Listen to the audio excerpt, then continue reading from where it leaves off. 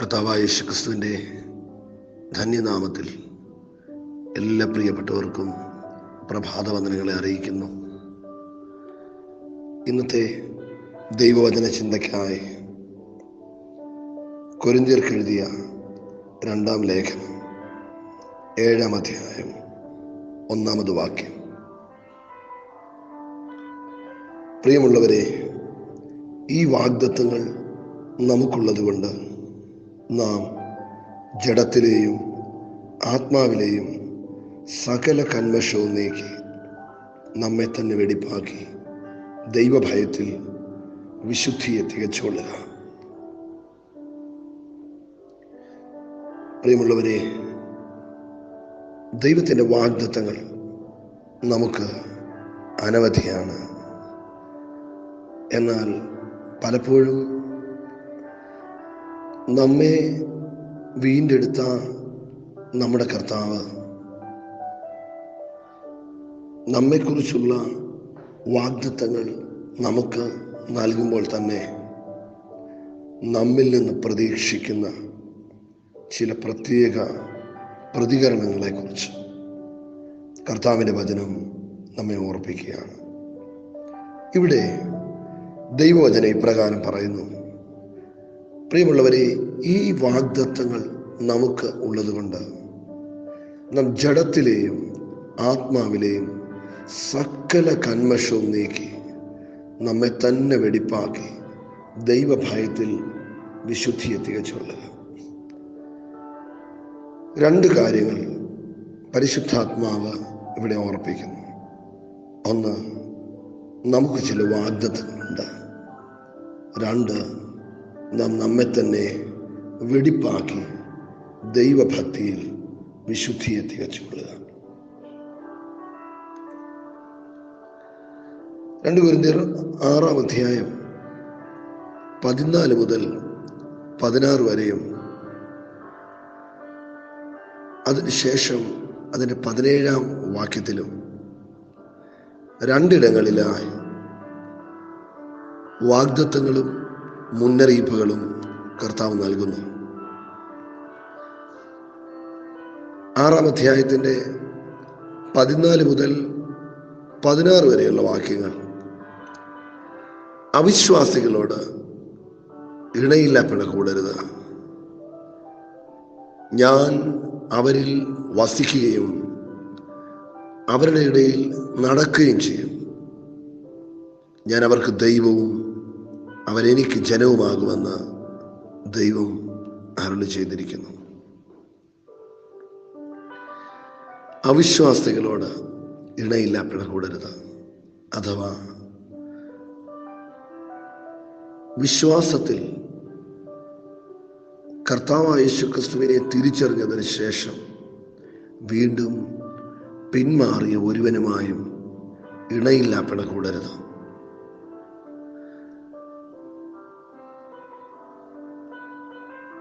എങ്കിൽ ഞാൻ അവരിൽ വസിക്കുകയും അവരുടെ ഇടയിൽ നടക്കുകയും ചെയ്യും. ഞാൻ അവർക്ക് ദൈവവും അവരെനിക്ക് ജനവുമാകും. എത്ര വലിയ വാഗ്ദത്തമാണ് ദൈവം നമുക്ക് നൽകുന്നത്. പക്ഷേ ഒരു കാര്യം അവിടെ ദൈവവചനം താക്കീതായി ഓർപ്പിക്കുന്നു: നിങ്ങൾ അവിശ്വാസികളുമായി ഇണയില്ല പിണ കൂടരുത്. അഥവാ വിശ്വാസിയെന്നോ സഹോദരനെന്നോ വേർപെട്ട ഒരുവൻ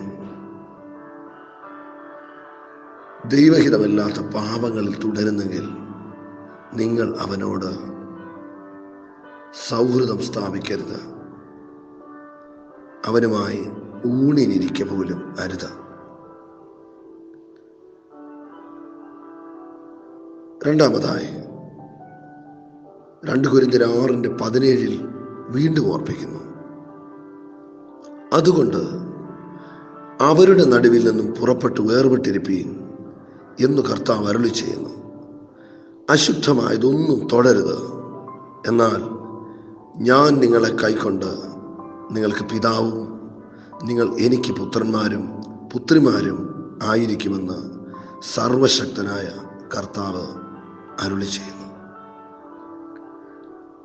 പ്രിയമുള്ളവരെ, നമ്മെ പുത്രന്മാരും പുത്രിമാരും ആക്കി നമുക്ക് നടുവിൽ നടക്കുവാൻ, നമ്മെ കൈക്കൊള്ളുവാൻ ആഗ്രഹിക്കുന്ന സർവശക്തനായ കർത്താവ് നമ്മോട് ഓർപ്പിക്കുകയാണ്, അശുദ്ധമായതൊന്നും തൊടരുത്.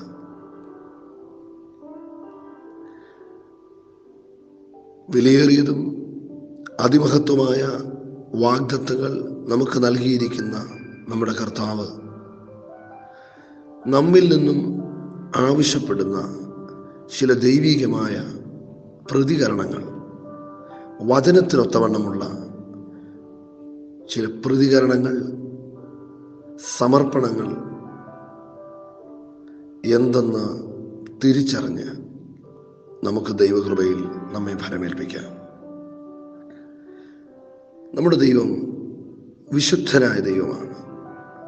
ഞാൻ വിശുദ്ധനായിരിക്കാൻ നിങ്ങളും വിശുദ്ധരായിരിപ്പീൻ എന്ന് അവിടുന്ന് നമ്മോട് ഓർപ്പിക്കുന്നു. ജീവിതത്തിൽ വ്യക്തിപരമായ ജീവിതാനുഭവങ്ങളിൽ, ലോകത്തോടുള്ള സമീപനത്തിൽ, മറ്റു മനുഷ്യരുമായുള്ള ഇടപെടലുകളിൽ, നമ്മുടെ സഭാജീവിതത്തിൽ, നമ്മുടെ കുടുംബ ജീവിതാനുഭവങ്ങളിലൊക്കെ നാം ദൈവത്തിൻ്റെ വചനപ്രകാരവും നമുക്ക് ദൈവം വെളിപ്പെടുത്തിയ, നാം തിരിച്ചറിഞ്ഞ മനസാക്ഷിക്കൊത്തവണ്ണവും ദൈവസന്നിധിയിൽ ക്രമീകരിക്കപ്പെട്ടവരും നീതിയുള്ളവരുമോ എന്ന് നമുക്ക് നമ്മെക്കുറിച്ച് ഇന്ന് പകൽ വിചിന്തനം ചെയ്യാം. തിരിച്ചറിവോടെ ദൈവകരങ്ങൾ നമുക്കായിരിക്കാം.